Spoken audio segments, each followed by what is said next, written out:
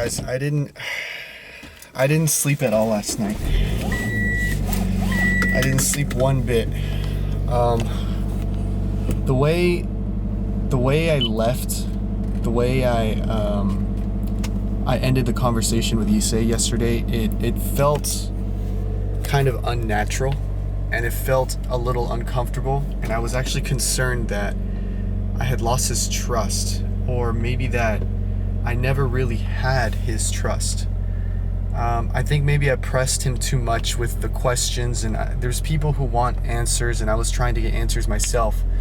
But I think I realized too little too late that I wasn't going to get the answers I wanted directly from Isse. He doesn't want to talk about his past. He didn't want to talk about mental health or anything like that. He didn't want to talk about anything that I needed the answers to.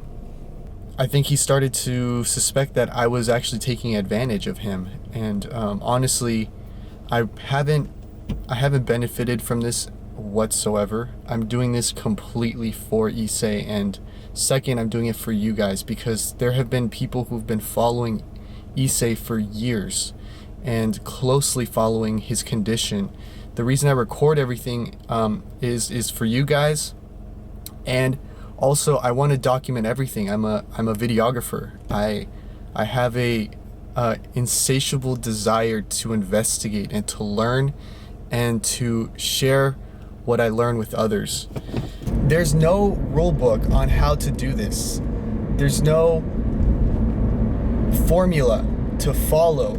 I'm just barely, picking up little bits and pieces that from people that are just sending me stuff on the internet. And I've been talking to medical professionals, but even they say there's true. There's not much to do. There's not much to go by. The research is not there. The information itself is even questionable. And so there's a lot of people who are just joining us and kind of figuring out and curious what's going on, and they kind of just throw their input out there, and they have no idea what's going on, and they themselves are completely uneducated about everything. It's already been 24 hours since the last time I saw him. He could be really far away, guys. He could be so far away, especially because of the video that I saw that he just posted. It seems like he just doesn't trust me, and that could mean that he's gone. That could mean he maybe drove back down to LA. I don't know, but I'm trying my best to find out.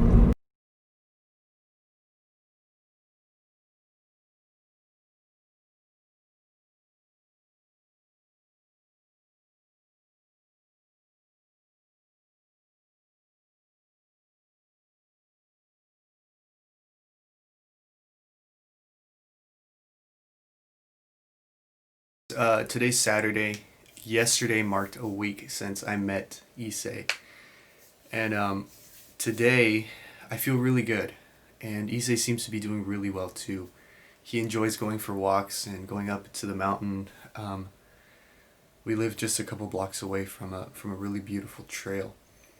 He really loves my dogs. He spends as much time as he possibly can with the dogs. He loves animals. It seems like it's almost like therapy to him. He just loves them so much. I've been keeping my eye on him, making sure that he's treating them right, and he seems to really genuinely love animals. So a couple days ago, it felt like our relationship was hanging by a string. It felt like any little thing could have just caused Isse to just let go and walk away. It felt like I could have said something wrong, and it would have just agitated him, and he would have exploded or gone off on his own. And so I was trying to be extremely careful during his transition into my house. I wanted to give him the attention that he needed, the space that he needed, and I made sure not to record too much because I didn't want him to feel like I was doing this just to record him. I wanted to remove any doubt and any suspicion from his mind and make him understand that I really do want to be his friend and that I really actually care about him. So now I feel like the foundation of our trust is solidifying. And the next thing we have to do is get a schedule going for him. It's as much as Isse loves adventures and going out to just explore and do his own thing, he still needs some kind of a schedule to follow. It's important for him to feel like there's repetitiveness. And it's actually one of the first things he asked me was, what's my schedule so I can fit you into my schedule? And so I have to kind of create some kind of a pattern for him to make him feel comfortable. At the same time, I was also stressing out, like I mentioned before. I felt like I was also hanging by a string, and my physical body wasn't going to let go of Isse. I was never going to abandon him or let him go. That was never an option. But I felt parts of me slipping away. I felt like my mind was slowly fading away, like I was deteriorating. I felt this constant anxiety in my chest that went down into my stomach. And I just kept thinking and wondering if he was going to run away, or if he was going to, get arrested, or someone's going to call the cops on him, or get into a fight with somebody. And because he was my friend and I considered him to be my family, he was now my responsibility. Not legally, but I felt like if anything happened to him, it would be my fault. And especially with thousands of eyeballs on me, what if something goes wrong? I know there's people that understand that if something went wrong, it's not completely my fault. There's nothing I could have done, but there's always that gnawing feeling that it is. And there's still thousands of people who might even say that it was my fault. And there's still the possibility that I could mess up. So I felt like my mental state was just barely hanging on. And Isse was barely hanging on. And at any moment, one of us could snap.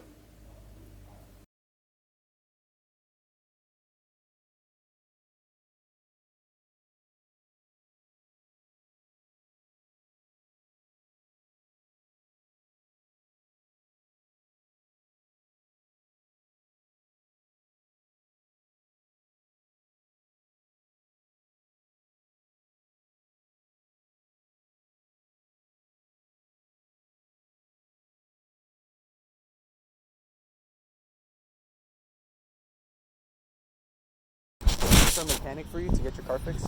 No. It's really, honestly, kind of, but it's going to be really expensive. What I'm really hoping to do is actually make my own radiator. So that's kind of like for content. Okay. And then after but your oil, at least. Do you want us to change your oil? We can, because I know it's like fried into your car, right? We can get your oil changed. Oh, sure. Yeah. You want to do it tomorrow? Where? There's a place down over there in Pacifica. Sure, yeah. Okay. Yeah. Yeah, we use some of the GoFundMe money to get your car fixed. That's cool. And what's the deal with the GoFundMe money? Like, what do you want to do with that, man? I mean, I just wanted to get some attention. That's why I was like doing that. And then I wanted to number one. So you don't want the money? Like, what do you want to do with the money, bro? Actually, I was just trying to see if I could.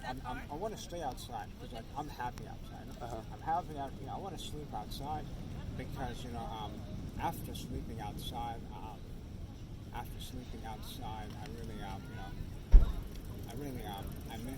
I miss nature. I want to stay outside. I stopped calling it nature. I stopped doing everything that was like lovable about me, right? What I loved watching myself do, right? I stopped doing all of it. So that's the whole reason I had to step away from your house. There's a lot of electricity going through the house. It's up on a mountain, and man, I tell you, man, nature up there was so strong. And also, I learned a lot of things. I learned a lot. I just don't have a lot of. I just don't have a lot of. I just don't have a lot of like energy anymore. You know, I don't have a lot of energy anymore, and I'm really just hoping to recover on the side of the road. That's fun. Okay, so I'm mostly trying to keep the story alive now, keep the story going, and also just got to change our like kind of keep things more I just don't want to stay up the mountain, man. It's just too high up for me, and the altitude and all that other stuff is just very overwhelming. Honestly, right? Like sleeping up there is overwhelming. you know, like I said, people donated to get you to get you a new van, possibly a new van or maybe a trailer or property or something. But you know, if that's not what we're gonna do, I have to refund the money, man. And that's fine. Now I'm not going to push you anymore. You know, I'm just going to tell you that honestly, what I'm really motivated by, or what I'm inspired by, is in fact what I'm motivated by and what I'm inspired by is in fact the the YouTube content, all that other stuff. But mostly, this is for me, man. This is for me, and this is so that I'm still myself, right? Up the mountain, I was really working hard to try and keep myself going, right? And honestly, it's a lot of fun, great family, great time. However, the thing is that I haven't seen any life for so long. I feel like I've been in that house for an eternity, right? Mm-hmm. When I first went into the house, remember how I talked to you about some things, and it felt like we were inside of an infinity, like that mirror thing, that thing that you're walking around and there's mirrors everywhere and you're trying to find which way you're going. Yeah. That's how the house felt now.